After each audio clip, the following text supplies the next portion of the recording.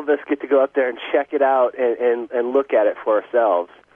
Our good friend Brent has a plane. He took us up, and it was hilarious. I don't need convincing because I've seen this door open up a number of times. We got as close to the mountain as we possibly could, and the areas that we're seeing these portals opening up at, you could just look at them, and they're just sheer cliff faces. There's no way that that's like a skier or a climber hanging out there with a light at night. That's what we're seing. So yeah, it was really there's something else you're missing. Once in a lifetime opportunity to get to see that. What was it that you guys saw up there that kind of looked like something? Oh yeah, I've seen the pictures of that. I didn't personally see that when I was flying up around there. But yeah, we did. I'm pretty sure James was the one that took that picture of. It looks like a little Buddha statue. Oh yeah, I saw that picture. I haven't seen it yet. I was looking for it. It's there on James' site. Oh, is it? Okay. Yeah. Yeah. So Nate, I know you're a man with a lot of talents, and one of them is farming. And let me tell you, farming is not easy. And I thanks to my summer at ECETI, I have the utmost respect for farmers now. And if any farmer ever wanted to get into a fight with me, I just said, you know what, you got it. It's not easy, but it's really rewarding just working with the land. Can you tell us more about that, Nate? Yeah, I mean, it's not something that I have a huge background in. It was something that was new for me as well. But yeah, James has been doing various experiments with grown food and on the property for a number of years. And so this year I had the opportunity to be a part of that, and we kind of did things a little bit differently than I guess the ranch has done things in the past. And, I'm sure that this season we're going to do things way different than we did them this year, Trial and error. We learned a lot. But yeah, it's tremendously rewarding to see the food go from a little seed to actually bearing, the fruit or whatever it is, and then to be able to make the meals. I like to cook a lot as well, and so it's super, super rewarding to be making the food that you grew and knowing that it's, been harvested and taken care of and prepared with love and with intention, and, that we did it organically, aside from the chemtrails that got dumped on top of it. But we try and wash everything really good, and, so, yeah, it's it's definitely a worthwhile endeavor, I think, for people to put a seed order together, get some seeds, and make some of your own food, dude. Even if you don't have a huge piece of property, maybe if you just have a little thing in your backyard, or even you just grow some stuff in your kitchen, I put a garden in this year, and this first year garden I've done in probably 20 years. And it was just a little 30-foot by 20 by 15-foot little spot. And this was probably the worst year I could have picked as far as the weather was concerned for planting a garden. The growing season on this side of the mountains was absolutely horrible. But I still got quite a bit of stuff out of it. I think that had to do with the TLC I gave it, so. But next year it'll be better. Yeah, I recently here started growing mint, parsley, cilantro, because cilantro is so expensive over here. So I started growing it, and the mints are they're wild in their growth, and I try to always say good morning to them, good night, good evening. Make sure they have the right temperature, right water, because these apartments here in Japan are freezing cold. They don't believe in insulation. But anyway, the plants have really been reacting, and to think that we're the only ones who are conscious is really a bizarre idea, because you can prove that to yourself. Once you start interacting with any kind of life, you always get something back. So Well, you've heard about that one experiment that one guy did where he hooked up basically the same gear that they use on a lie detector. He hooked it up to a plant to see if he could get any kind of results. And he just, for the life of him, he could not get that plant to react. And he was sitting there trying to figure out how to get it to react. And he thought, all he did was he thought, well, maybe if I set it on fire, it would react. Just that thought, that thing started going, the needle started going crazy on it. So you're talking about the great documentary to watch. It's called The Secret Life of Plants. The Secret Life of Plants, yeah. Yes. Great book, great documentary. Actually, Stevie Wonder did a song for it too. It's I mean, just that right there. I mean, it's got to make really people, anybody who's got any kind of common sense has got to look at that and go, wow. So our plants are ESP, at least they got to think that. Our plants have ESP or something, and it's going to have to naturally lead to consciousness. Yeah. Yeah. Go ahead, Nate. Can I ask? It's kind of in the same realm of things. I heard you were doing that experiment, the Emoto rice experiment. Yes. How's that coming along?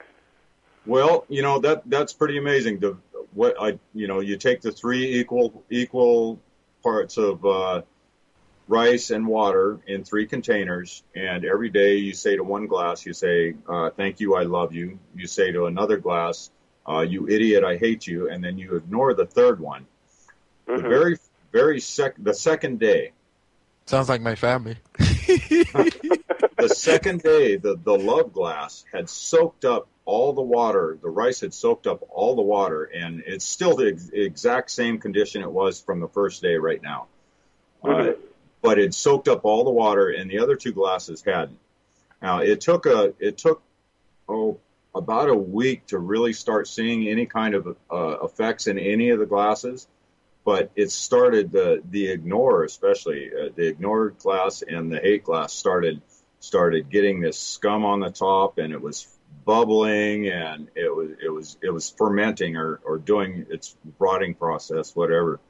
But now it's been going for a little over 30 days now, and the love glass looks identical to the first day.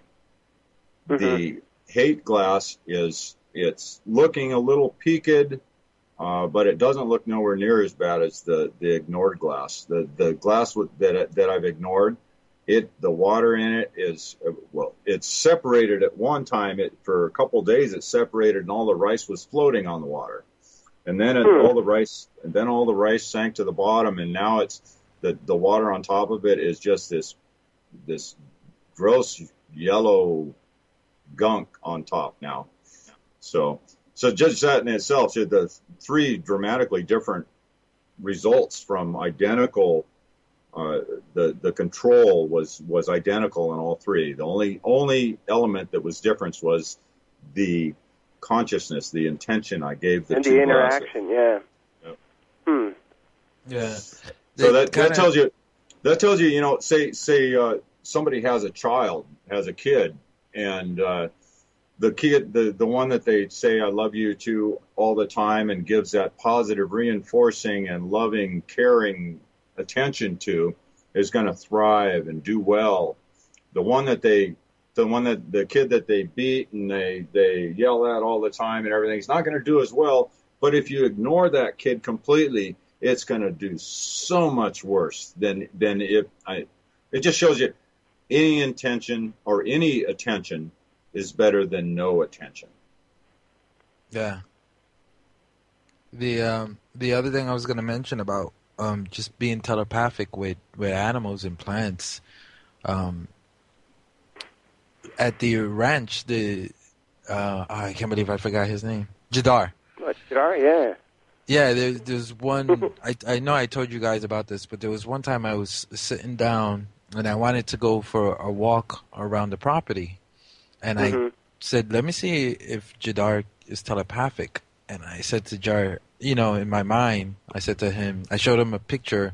Let's go for a walk, and then I showed him like, okay, wait on, let me finish what I'm doing, then we'll go for a walk. As soon as I was done what I was doing, he got up and started walking towards the area, and I was in shock. And he walked with me the entire property and stood with me the entire time. And I was just amazed. It's like, okay, that could be a coincidence, but Jadar doesn't normally follow me around. I know you, Nate, you have a few stories with him, because I know you guys are really cool buds. Yeah, I mean, it's funny because we were just laughing kind of about the same stuff. Just a couple of days ago, we went on a walk with Jadar, and and I was just thinking, man, like how I would have never thought, a couple of years ago when I first met him that he would grow to be such a good friend of mine. Because he's pretty standoffish to most males. When they first come to the ranch, he's just protective of the ranch and people that he doesn't know, or whatever. But yeah, I mean, nowadays, I go on walks with him pretty regularly, and he's definitely very intelligent and he's very psychic. And you hit the nail on the head when you're talking about showing him a picture. I've definitely found that's one thing that certainly works. Like if we're playing fetch, with the frisbee or a ball or whatever like that, you can just show him where it's at in your mind. Like if it's you tricked him and it's lost and he can't find it. I've had a number of occasions where we've done stuff like that, and he immediately, or pretty immediately will get it. I guess with animals compared to us, they don't have all that baggage that we do, and that's why they're able to be more telepathic. But we're so stuck on this 3D realm that we don't. Well, they weren't taught that they can't be. Kind of like the or that's just more of a natural mode of direct perception. I think that some beings are just naturally a little bit more in tune with. Although I would say that I think that all of us totally have that capacity and capability. Some of us some people are more gifted at recognizing it, or are gifted at just naturally utilizing it. We all kind of have our tendencies towards different areas of sensitivity, or extended sensitivity, if you will. And it's just a matter of being aware and being open to practicing it or utilizing it. I'm sure everybody has experiences from when you were a kid where you experienced something like that, and a lot of times we just kind of block those experiences out as we get older or whatever and forget about it. Yeah. It kind of reminds me of a string instrument when it's out of tune. It doesn't play correctly, so you don't hear the right music. Or you're not hitting the right notes, and I kind of feel that's the way we are. We're an instrument our physical body is an instrument that our soul is trying to play, but it's completely out of tune. I kind of feel that our future looks really bright in those areas. I think once we make this corner that we're coming up to now, that the raising children to be aware of what they are truly capable of from day one is going to make this such a different world. Yeah, totally. I can just imagine what it would be like if I would have been raised without all the no, you can't do that. You can't do that.